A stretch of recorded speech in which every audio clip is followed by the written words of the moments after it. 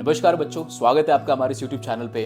तो बच्चों, हम लेक्चर के बीच में कभी भी आपके लिए सब्सक्राइब या शेयर का बटन नहीं डालते ताकि आपका लर्निंग एक्सपीरियंस खराब ना हो जाए। लेकिन यार, अगर वीडियो अच्छा लगे तो ज़रूर इस वीडियो को लाइक करें, इस चैनल को सब्सक्राइब भी करें और अपने दोस्तों में भी शेयर करें जिनके लिए ये वीडियो काफ़ी हेल्पफुल हो सकता है। तो बस यार, इतना ही। चलो, आप लेक्चर को एंजॉय करो।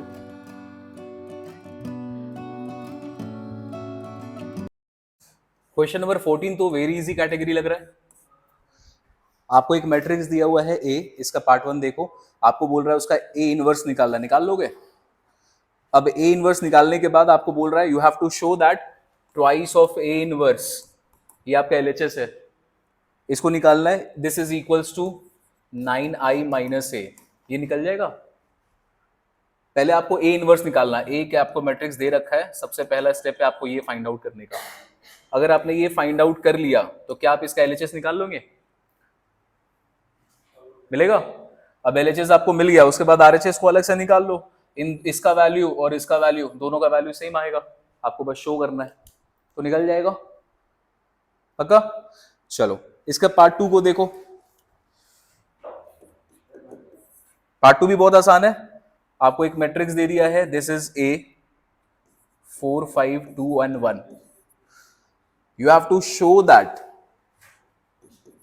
a minus 3i is equals to,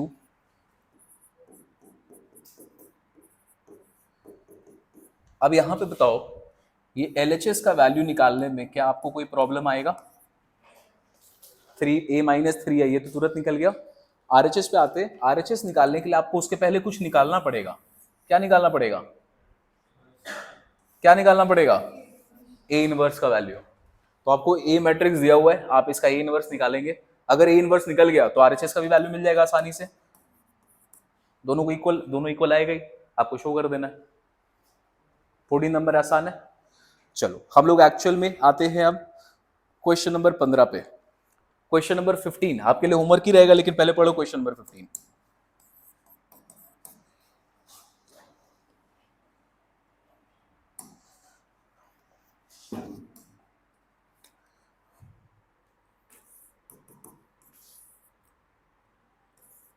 और सोचो कैसे सॉल्व होगा। हिंट हालांकि दे दिया है, गड़बड़ है, सोच लोगे तब तक तुम लोग।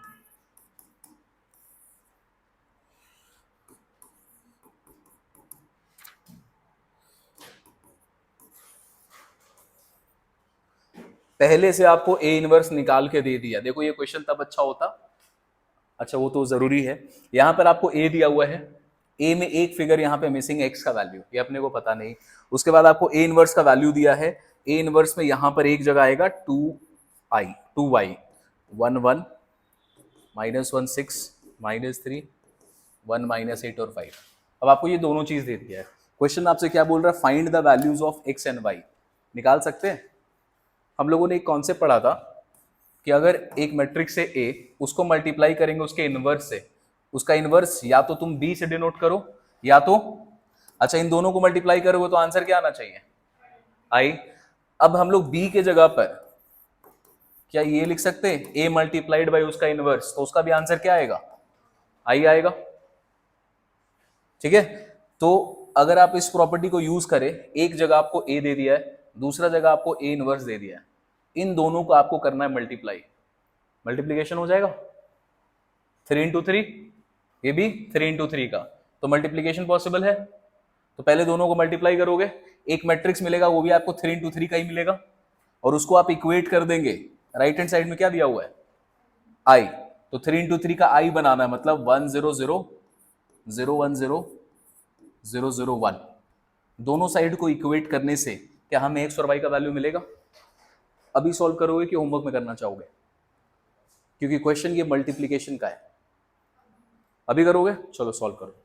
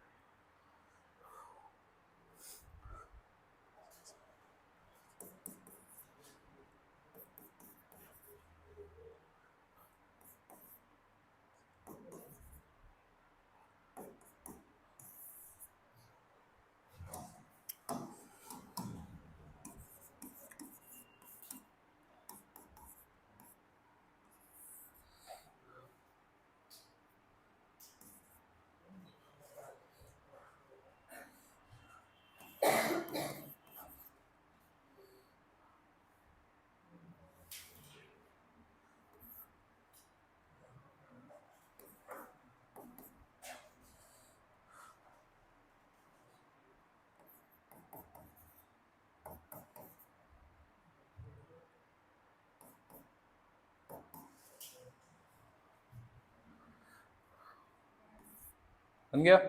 आ गया? कैलकुलेशन ही करना बेटा आपको।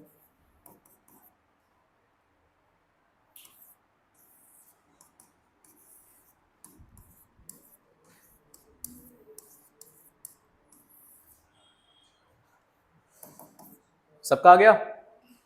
आसान है?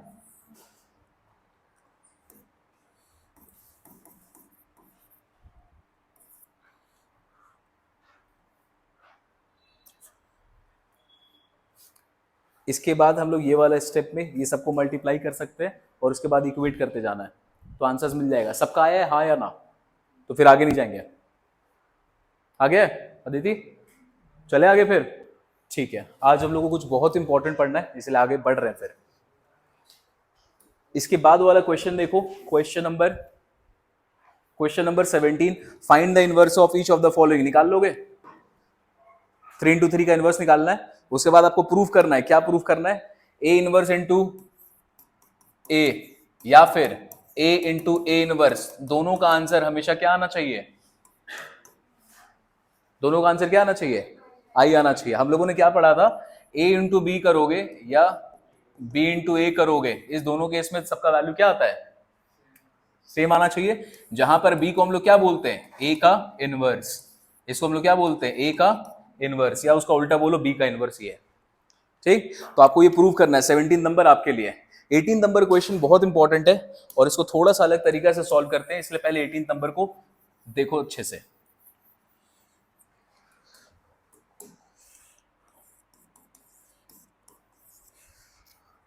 सो यहां पर आपको एक मैट्रिक्स दिया हुआ है ए,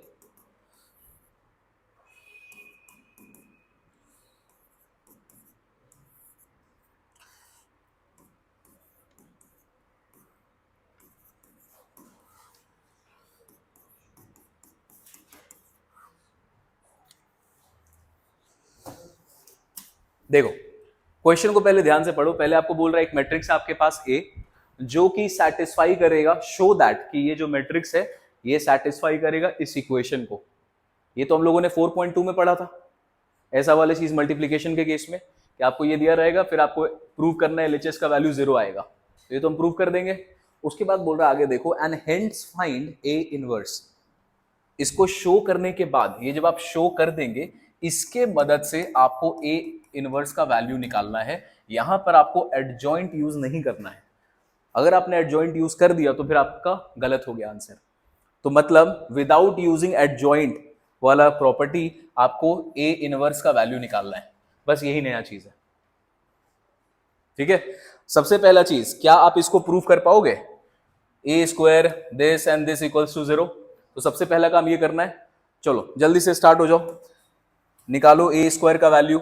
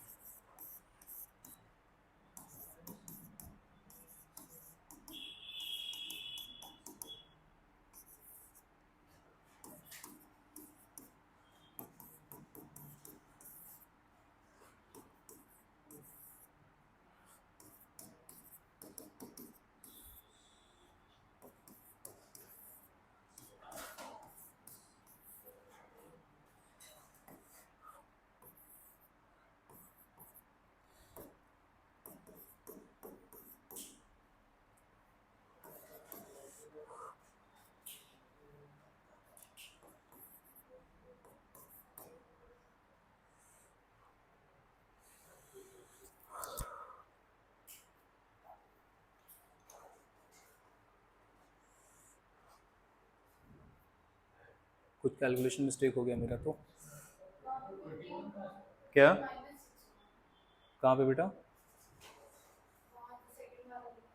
ये 5 3 अच्छा ये -6 था ना।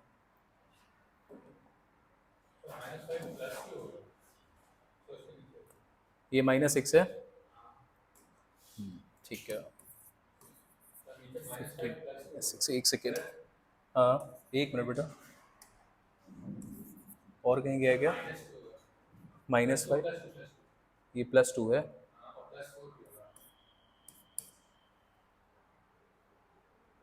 अच्छा ठीक है, हाँ तो ये हो गया -3।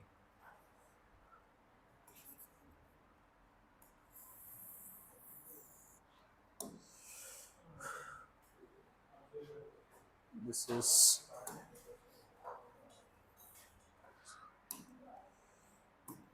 सबका 0 आ गया।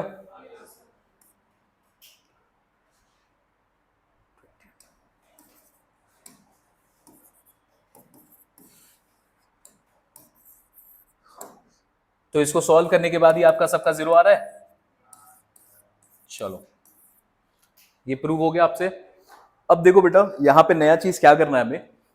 ये जो प्रॉपर्टी आपको दिया हुआ है एलएचएस का वैल्यू, ये जो दिया हुआ है इसको यूज करते हुए जो भी आपने यहां पे प्रूव किया है इसको यूज करते हुए आपको ए इनवर्स तक पहुंचना है। ठीक है, अब बस ये सीखना है और इसके बाद वाला भी जो क्वेश्चन है एकदम सिमिलर है। तो सबसे पहले आप क्या करेंगे कि जो भी आपने यहाँ पे प्रूव किया है उसको आप लिख दोगे। तो क्या है हमारे पास इक्वेशन, a² -3a -7i = 0। अब यहां पर आपको काम क्या करना है कि जितना भी एलिमेंट में, ध्यान से देखो जो भी ये क्वेश्चन आएंगे जितने भी एलिमेंट में आपको ए दिखाई देगा, यहां पर मैट्रिक्स ए कितने जगह दिख रहा है? 2 जगह। उसको एक तरफ रखोगे और जो आपका आई वाला एलिमेंट है आइडेंटिटी मैट्रिक्स उसको एक तरफ रखोगे। तो यहाँ पर ये आइडेंटिटी वाला बस ये पार्ट है, इसको आपको शिफ्ट कर देना उधर। तो अगर आप इसको शिफ्ट करेंगे तो क्या बचेगा? LHS a² -3a this is equals to 7i। क्या हम लोग यहाँ पर a कॉमन ले सकते हैं? तो यहाँ पर आप a कॉमन लेंगे, a -3 = 7i। ठीक है, अब क्या करेंगे, दोनों साइड ऑफ इक्वेशन में प्री मल्टीप्लाई करेंगे ए इनवर्स। क्या करोगे? प्री मल्टीप्लाई करेंगे या पोस्ट मल्टीप्लाई, जो भी करना हो करो। हम लोग ए इनवर्स को मल्टीप्लाई करेंगे तो लिखते हैं हम लोग प्री करते हैं, pre multiplying A inverse both sides. अब प्री मल्टीप्लाई का मतलब क्या होता है? जो भी आपका फिगर है उसके आगे में आप उसको मल्टीप्लाई कर रहे हैं। तो इसके आगे में अगर मल्टीप्लाई करोगे तो क्या आएगा? Equation will be A inverse into A, फिर यहां पे लिखेंगे a -3 = इसके आगे भी मल्टीप्लाई होगा, दोनों साइड मल्टीप्लाई करना हमने। तो यहां पे करोगे तो यहां पर आप लिखेंगे 7 स्केलर नंबर, इसको आगे रख सकते हो। तो हम लोगों ने दोनों साइड ऑफ इक्वेशन में क्या किया है? ए इनवर्स को मल्टीप्लाई कर दिया है। यहां तक पहुंचने से पहले आपको बस ये ध्यान रखना है कि जो भी आइडेंटिटी मैट्रिक्स है वो एक तरफ रहना चाहिए और बाकी जो ए का एलिमेंट होगा वो एक तरफ रहना चाहिए। ठीक है, अब देखो ए इनवर्स इंटू ए, इसका वैल्यू क्या हो जाएगा? 1, मतलब आइडेंटिटी मैट्रिक्स है ये। यहां पर बताओ ए इनवर्स इंटू आई, इसका वैल्यू क्या हो जाएगा? ए इनवर्स, तो यहां पर आप बोलेंगे इसका वैल्यू हो गया ए इनवर्स। आई तो 1 की तरह बिहेव कर रहा है तो आपने उसको किया तो उसका वैल्यू आ गया यहाँ पे दिस। इसको आप लिखेंगे a -3 = 7 ए इनवर्स। तो क्या हम ए इनवर्स को लिख सकते हैं 1/7 ऑफ a -3?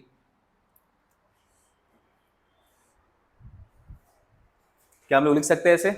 अब क्या आप इसका वैल्यू निकाल कर सॉल्व कर लोगे? और जब आप इसको सॉल्व करोगे तो आपको क्या मिल जाएगा?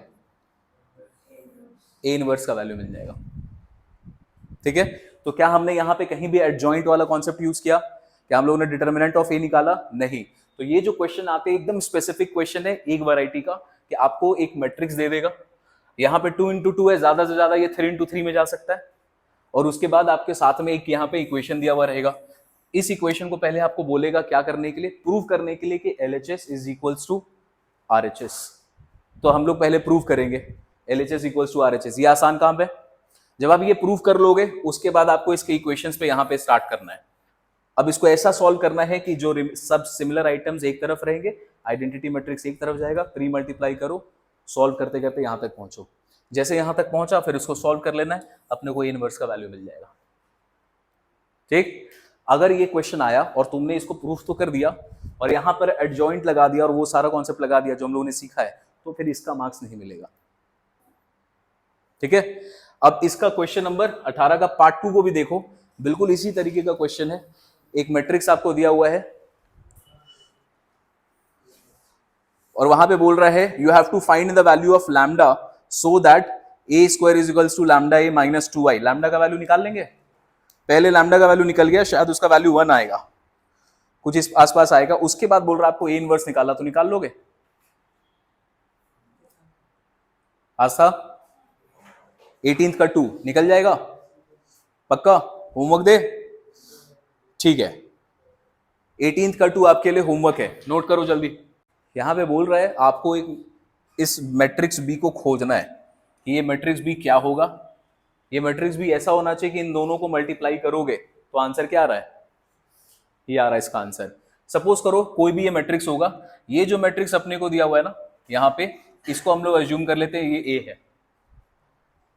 ठीक है, ये आपको ये जो मैट्रिक्स दिया हुआ है, ध्यान से देखो, इंपॉर्टेंट क्वेश्चन है, इसको हम लोग एज्यूम कर लेते हैं ये ए है। तो ये इक्वेशन कैसा दिखेगा?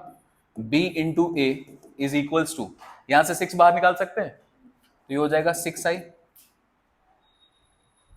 ठीक है, अब सोचो 6 को 1/6 एक बार इसको कंसिडर नहीं करते, अगर इसको हटा दो तो ये दो मैट्रिक्स मल्टीप्लाई हो रहा है एक दूसरे से और आपको आंसर में क्या निकाल के दे रहा है? तो बेटा क्या हम लोग ऐसा मैट्रिक्स खोज सकते हैं? इनडायरेक्टली बोले तो अगर आप बी को इधर रहने दोगे, एक बार एकदम बेसिक मैथमेटिक्स करते हैं, मैट्रिक्स को भूल जाओ, ए बाई ए ऐसा लिखा जा सकता है। अगर ये मैट्रिक्स नहीं होता तो क्या हम लोग इसको ऐसे लिख सकते थे, आई इंटू ए का पावर -1। अगर ये मैट्रिक्स नहीं है तो नॉर्मली हम लोग ऐसा कर सकते थे, बस अपने को यही करना है। अच्छा, इन दोनों को मल्टीप्लाई करोगे 1 इंटू ए इनवर्स, तो आंसर क्या निकलेगा? A inverse. आपको क्या खोजने बोला गया क्वेश्चन में? You have to find this matrix b. क्या हम लोग को मैट्रिक्स बी का वैल्यू मिल सकता है? हाँ मिल सकता है। तो आपको किसका इनवर्स निकालना पड़ेगा? इसका इनवर्स निकालना पड़ेगा। ठीक है, पहला तरीका ये, इसको इस तरीके से समझो। दूसरा तरीका क्या है बेटा? जो मैट्रिक्स 6 को हम लोग अलग रखते हैं, यहाँ पे ये 6 रहेगा, अभी ये भी यहाँ पे 6 रहेगा। ठीक है, अब इसको इसी चीज को दूसरे तरीके से समझो। यहां पर आपको दिया हुआ है b into a, this is equals to 6i। दोनों साइड में आप पोस्ट मल्टीप्लाई करेंगे ए इनवर्स को। क्या करोगे? दोनों साइड में पोस्ट मल्टीप्लाई करोगे ए इनवर्स को, तो कैसा दिखेगा ये?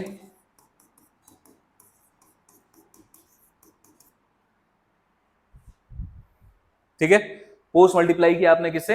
ए इनवर्स है। और ए क्या है? ए ये मैट्रिक्स को आपने नाम लिया था, इसका इनवर्स अभी निकाला नहीं आपने, पहले हम लोग इसका कैलकुलेशन सॉल्व कर रहे हैं। अब इन दोनों को एक साथ एसोसिएट करो, दोनों का वैल्यू मल्टीप्लाई करोगे तो क्या आएगा? 1, मतलब आई। इन दोनों को जब एसोसिएट करोगे, सॉल्व करोगे तो वैल्यू क्या आएगा? A inverse. अब यहां पे इन दोनों को क्या आपने b equals to 6 a inverse, तो b का वैल्यू यहां से मिल सकता है। क्या निकालना पड़ेगा आपको? सबसे पहले ए इनवर्स निकालना पड़ेगा। चलो जल्दी से ए का इनवर्स निकालो, सबसे पहला काम। ये बात समझ में आया क्या करना क्या हम लोगों को?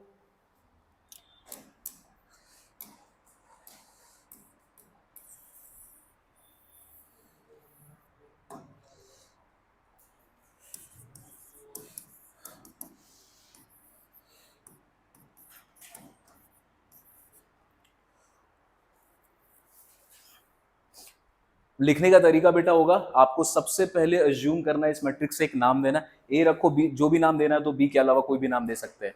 सबसे पहले लिखेंगे A is equals to this such that, उसके बाद ये वाला इक्वेशंस को पूरा नोट करोगे। A equals to this such that B A is equals to 6i। उसके बाद इसको पूरा नोट करो यहां तक।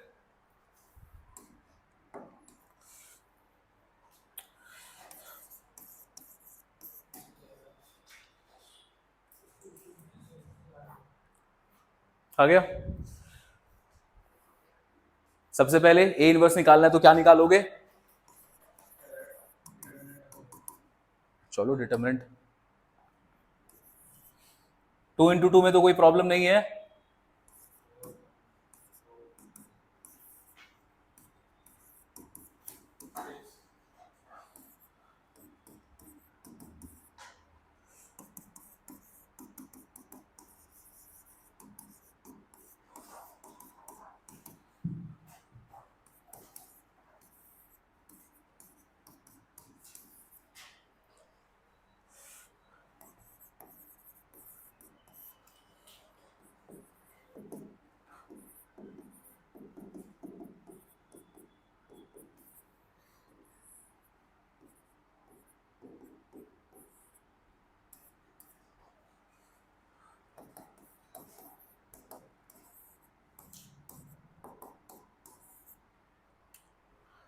ठीक है, तो बहुत इंपॉर्टेंट चीज पढ़ने वाले हैं जो हमारे लिए बहुत इंपॉर्टेंट है for applied mathematics specially, that is called Cramer's rule. लिखो,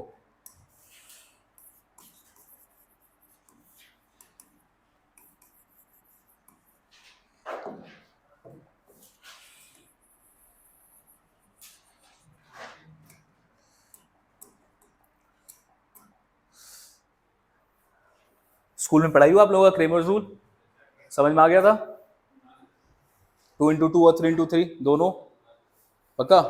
चलो तब तो मजा आएगा उसको पढ़ने में। नाउ सबसे पहले क्या, ठीक है, आपके सामने हमारे पास दो तरीके का इक्वेशन आएगा, एक 2 × 2 का मैट्रिक्स होगा और दूसरा 3 × 3 का मैट्रिक्स। इक्वेशन कैसा होगा बेटा? Suppose a1x b1y equals to कोई भी वैल्यू आपको दिया हुआ है कांस्टेंट, इसको हम लोग ले लेते हैं c1।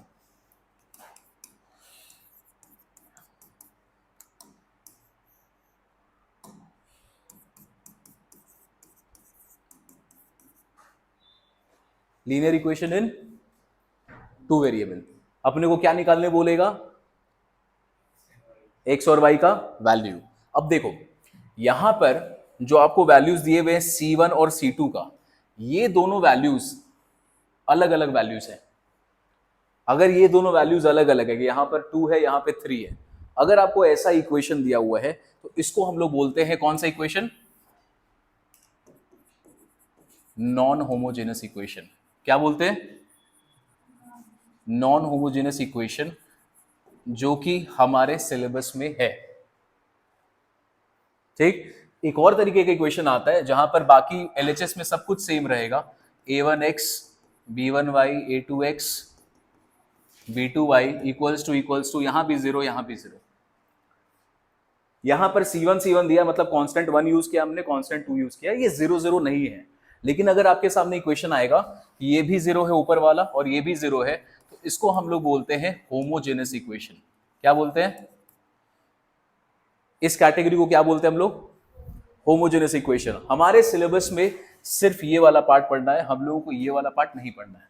जब हम लोग इसको सॉल्व करने जाएंगे तो इसका सॉल्व करने का हमारे पास दो तरीका है। एक हम लोग का क्रेमर्स रूल जो एक्सरसाइज 4.5 है, और उसके बाद है इनवर्स मैट्रिक्स मेथड जो इसके बाद वाला एक्सरसाइज होगा 4.6। ठीक है, तो सबसे पहले हम लोग इसको समझते हैं। अच्छा, अगर आपको क्रेमर्स रूल यूज करने नहीं बोले तो तुम क्या इसका वैल्यू निकाल पाओगे? बचपन से पढ़ रहे हैं substitution method, elimination, cross multi, जो भी करके हम लोग निकाल तो लेंगे, लेकिन हम लोग को यहाँ पे डिटर्मिनेंट में क्रेमर्स रूल यूज करके बोला निकालने के लिए। बेटा इसको निकालने के लिए सबसे पहले हम लोग क्या निकालते हैं? डी का वैल्यू। सबसे पहले क्या निकालते हैं? डी का वैल्यू। और डी आता कहां से? जो भी एक्स और वाई का कोएफिशिएंट है आपको यहां पे लिखना है in the form of determinant. तो बताओ एक्स का कोएफिशिएंट यहां पे क्या क्या है? a1 और a2। यहां पे y का कोएफिशिएंट क्या क्या है? तो आपने यहां पे लिखा b1 और b2। यहां पर आपको d का कुछ वैल्यू मिलेगा। ठीक है, फिर उसके बाद आपने निकालना है d1 का वैल्यू और d2 का वैल्यू।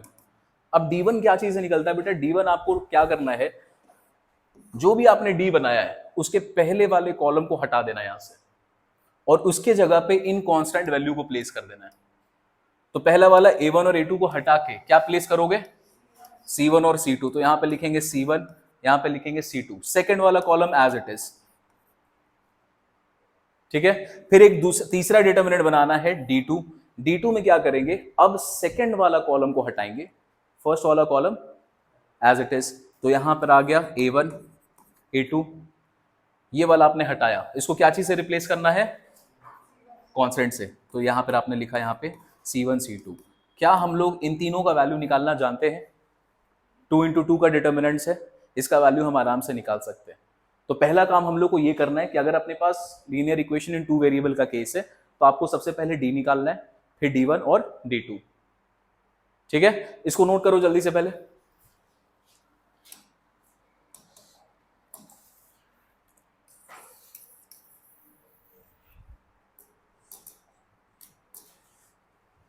हम लोगों ने जूनियर क्लासेस में भी ये पढ़ा है कि इक्वेशंस कंसिस्टेंट होते हैं और इनकंसिस्टेंट होते हैं, याद है। कंसिस्टेंट का मतलब क्या होता है, जिसके सॉल्यूशन एग्जिस्ट करते हैं, और इनकंसिस्टेंट का मतलब, और जो कंसिस्टेंट है उसका क्या क्या सॉल्यूशन पॉसिबल है, या तो एक सॉल्यूशन एग्जिस्ट करेगा जिसको हम लोग बोलते हैं यूनिक सॉल्यूशन, एक्स का भी वैल्यू एक है और वाई का वैल्यू एक है, या दूसरा क्या होता है, इनफाइनाइट सॉल्यूशन। अगर यूनिक सॉल्यूशन का केस है तो आपने स्ट्रेट लाइन चैप्टर पढ़ा है, अगर दो इक्वेशन एक जगह पे इंटरसेक्ट कर रहे हैं तो इनका क्या मिलेगा, यूनिक सॉल्यूशन।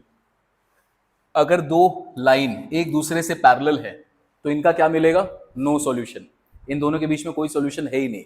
और अगर दो लाइन एक दूसरे के ऊपर कोइंसाइड कर जाए तो इनका क्या सॉल्यूशन मिलता है, इनफाइनाइट सॉल्यूशन। सॉल्यूशन किसका किसका एग्जिस्ट कर रहा है, एक तो इसका और दूसरा इसके वाले केस में।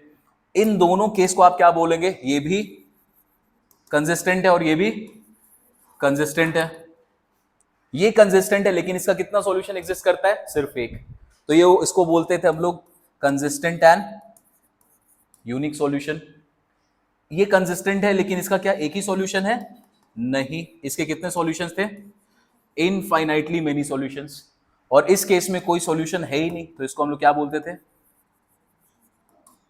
इनकंसिस्टेंट सॉल्यूशंस, मतलब इसका कोई सॉल्यूशन एग्जिस्ट नहीं करता। ये याद है आपको, ठीक है। अब देखो यही सेम कॉन्सेप्ट बेटा हम लोग यहां भी पढ़ने वाले हैं। 2 इंटू 2 के केस में कुछ कंडीशंस होगा, कंडीशंस क्या है उसको लिख लो।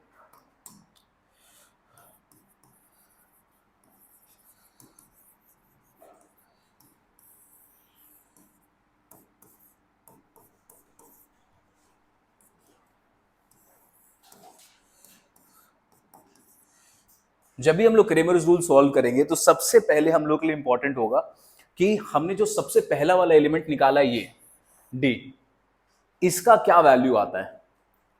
अगर इसका कोई वैल्यू आया और ये value is not equals to 0, एक केस ये होगा। और दूसरा केस क्या हो सकता है कि इसका आपने वैल्यू निकाला और इसका वैल्यू क्या आ गया, 0।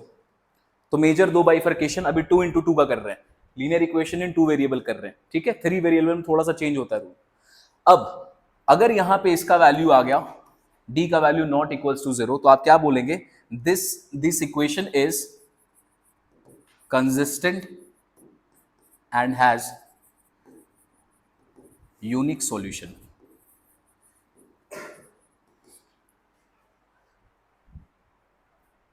This equation is consistent and has unique solution, ठीक है। तो सबसे पहले फोकस कहां पे होना चाहिए शानवी, डी पर। ये डिसाइड करेगा क्या होने वाला है। आगे आते हैं, आपने डी का वैल्यू निकाला और उसका वैल्यू आ गया क्या इस बार, 0। अगर ऐसा होता है तो हमारे पास दो सिनेरियो अराइज होगा। पहला सिनेरियो क्या होगा, अगर डी का वैल्यू 0 आया तो आपको निकालना पड़ेगा उसके बाद d1 का भी वैल्यू और d2 का भी वैल्यू। इन दोनों में से कोई भी एक आपको यहां पर नॉन जीरो वैल्यू दे दे। सपोज इसका वैल्यू आ गया 5, तो वो नॉन जीरो वैल्यू है, या आपने इसको निकाला ये 0 आ गया, इसको निकाला ये आ गया -1। इन दोनों में से कोई भी एक अगर आपको नॉन जीरो वैल्यू दे दे तब हम लोग क्या बोलेंगे, द सिस्टम इज इनकंसिस्टेंट। क्या बोलेंगे, सिस्टम इज इनकंसिस्टेंट। तो यहां पे लिखोगे इफ आइदर ऑफ D1 और D2 becomes 0, then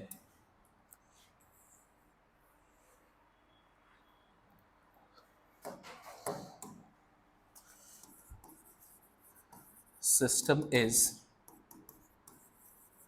inconsistent and has no solution। Third case क्या पॉसिबल होगा कि आपने डी का वैल्यू निकाला, ये तो 0 आया था, D1 निकाला, ये भी 0 आ गया, D2 निकाला, ये भी 0 आ गया, सारे के सारे का वैल्यू क्या आ जा रहा है 0। मतलब ये भी 0 आ गया, ये भी 0 आ गया, ये भी 0 आ गया, तीनों का डिटर्मिनेंट का वैल्यू क्या आ गया इस बार 0 आ गया। अगर ऐसा हुआ बेटा then it is consistent, the system is consistent and has infinitely many solutions।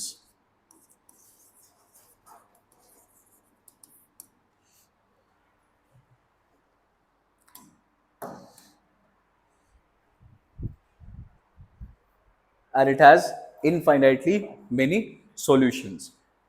ये इस चीज समझ में आया जब हम लोग सॉल्व करेंगे linear equation in 2 variable. 3 variable में थोड़ा सा केस चेंज होता है, 3 वेरिएबल पे अभी पहुंचेंगे। अब देखो, जब भी किसी इक्वेशन का अगर यूनिक सॉल्यूशन आएगा, जब भी किसी इक्वेशन का अगर यूनिक सॉल्यूशन आएगा तो x का एक ही वैल्यू होगा कोई ना कोई, और y का भी कोई एक ही वैल्यू आएगा।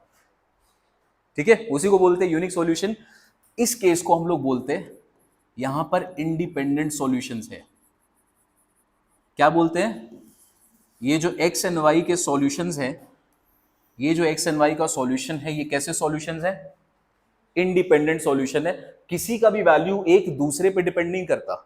ये अगर 0 आ रहा है तो ये 1 आ रहा है।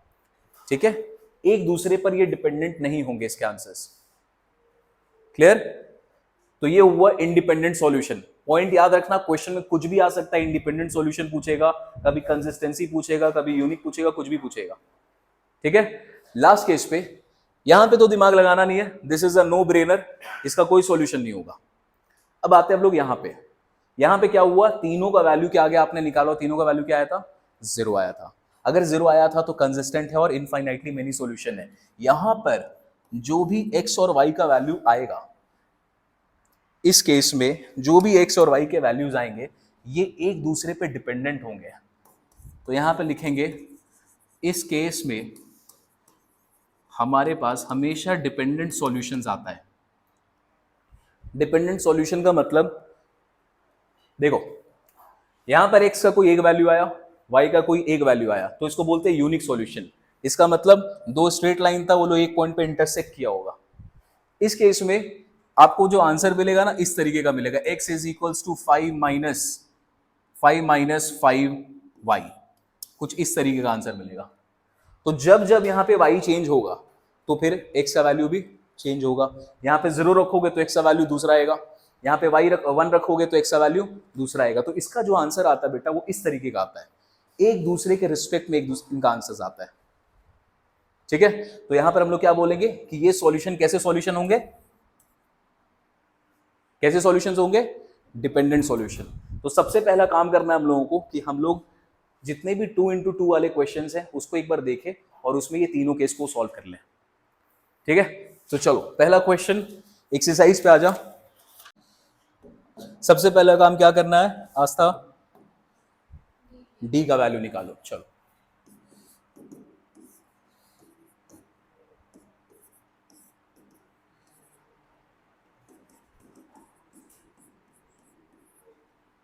डी का वैल्यू क्या आ रहा है,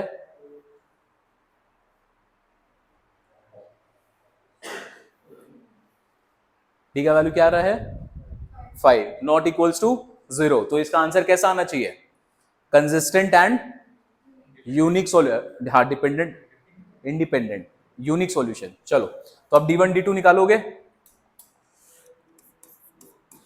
बताओ D1 में क्या करना है, पहला वाला कॉलम को हटा देना है, उसको रिप्लेस करना है कांस्टेंट जो आपको दिया हुआ है 5 और 3 और फिर 1 और 2। D2 में क्या करोगे 3 1, दिस इज 5 3। चलो सॉल्व करो, दिस इज 10 7 and 4 आगे वैल्यूज।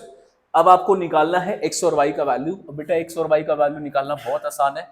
x का वैल्यू निकलेगा और यहां पर y का एक वैल्यू निकलेगा। कैसे निकलता है x डिपेंड करेगा यहां पर देखो D1 पे। यहां पे जो तुमने पहला वाला कॉलम चेंज किया है, ये जो पहला वाला कॉलम चेंज किया है, इसको और इसको कंपेयर करो। ये किसके कोएफिशिएंट थे x के। तो ये जो D1 आपको आंसर निकाल के देगा ना, ये x का आंसर निकाल के देगा। तो यहां पर हम जब x की बात करेंगे तो यहां पर लिखेंगे D1 डिवाइडेड बाई D। ठीक है। अब यहां पे कंपेयर करो D2 को। किसको चेंज किया दी थी आपने, कौन से कॉलम को, ये वाले सेकंड वाले को। ये यहां पे किसका एक कोएफिशिएंट को रिप्रेजेंट करता है, y के कोएफिशिएंट को। तो यहां पर आपको y का वैल्यू निकाल के देगा D2 डिवाइडेड बाई D। अब इसको सॉल्व कर दो। x is equals to 7 by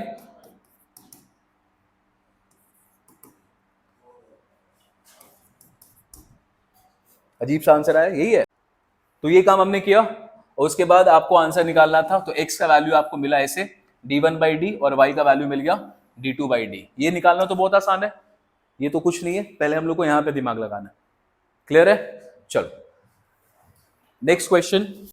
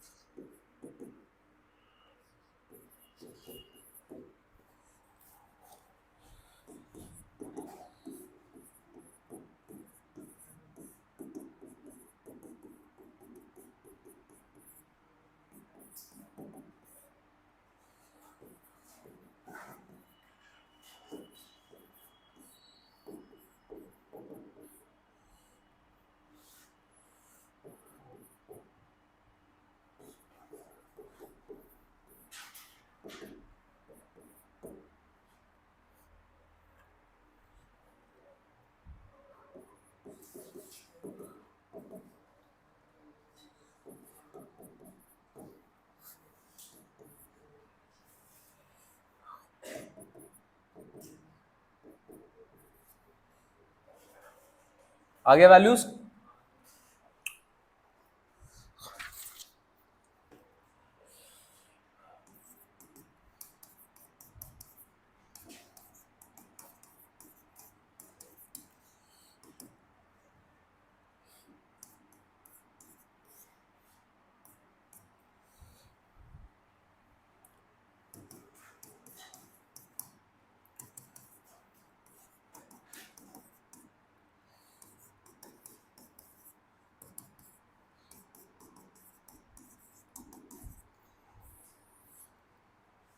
आसान था ये। Subscribe now and press the bell icon. Never miss an update.